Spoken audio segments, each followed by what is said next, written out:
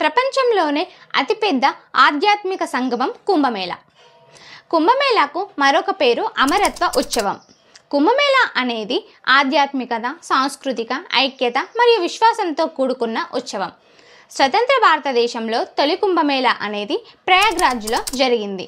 స్వతంత్ర భారతదేశంలో తొలి కుంభమేళాను 1954 సంవత్సరంలో జరపడమైంది. అప్పుడు దేశ తొలి ప్రధాని అయిన జవహర్లాల్ నెహ్రూ గారు మరియు రాష్ట్రపతి అయిన రాజేంద్ర ప్రసాద్ గారు కూడా ఈ కుంభమేళాలో పాల్గొన్నారు. ఈ కుంభమేళా ఏర్పాట్లు అప్పటి ఉత్తరప్రదేశ్ ముఖ్యమంత్రి అయిన గోవింద్ వల్లభ్ పంత్ సమక్షంలో జరిగాయి. ఈ కుంభమేళాలో అదుపు తప్పిన ఏనుగు కారణంగా చోటు చేసుకున్న తొక్కిసలాటలో సుమారుగా 500 మంది ప్రాణాలు కోల్పోయారు. అప్పటి నుంచి కుంభమేళాలో ఏనుగుల ప్రవేశాన్ని నిషేధించారు.